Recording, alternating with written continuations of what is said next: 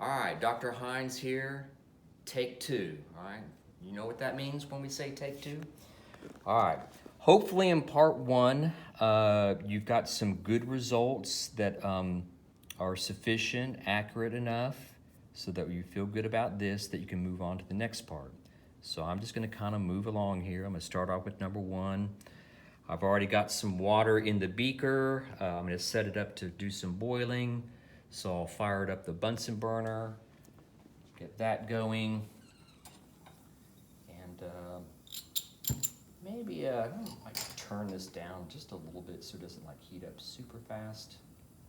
And let me think about this here for a second. No, that's gonna, I'm gonna spin my wheel the other way here. Spin, spin, spin, spin, spin.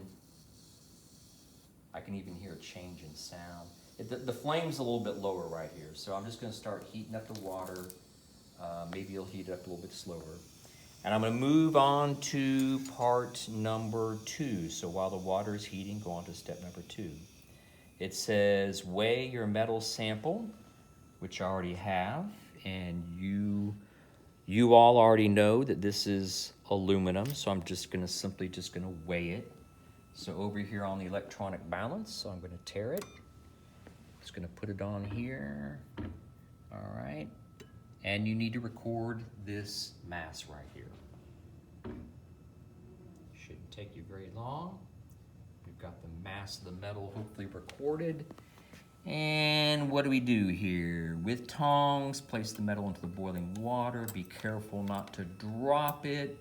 I have had students drop their metal in the beaker, and I've had many beakers break in the past because students are being a little too aggressive with that. So I'm just gonna take my little aluminum, bring it to my beaker here, and you see how nice and gently I dropped it in there. So gentle to my beaker. Okay, all right, so that's gonna start heating it up. It'll take a few minutes for it to get heated up. We wanna make sure that the temperature of the metal is gonna be the same as the temperature of the hot water that it's in.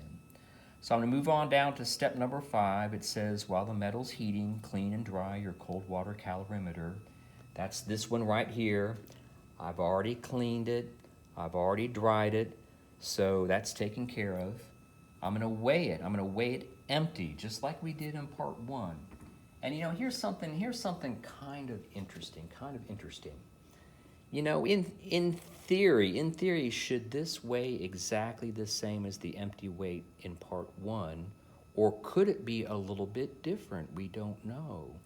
All right, what I will do is I'll tear this and I'll put it on here so we have the empty calorimeter.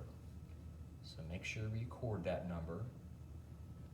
And I always find it interesting whether this number's very similar. It should be very similar to part 1. Okay, anyway, that's been done. All right, here, what do we got here? So we've got it weighed. I've already got 50 milliliters of water in the graduated cylinder. I'm gonna put it in the cold coffee cup calorimeter, so it's in there now. Okay, got my lid back on it. Okay, reweigh it. So let's reweigh what we got.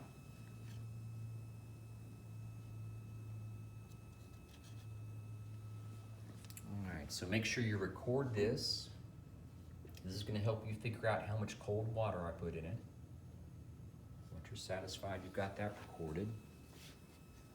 I'm going to guess the next thing is probably to measure the temperature of the cold water. There you go. Record the temperature of, it doesn't say the cold water, but measure the temperature of the water in the calorimeter. So let's spin this around. Hopefully you can see the main number and what the increment is on it. And this is going to be the temperature of our cold water.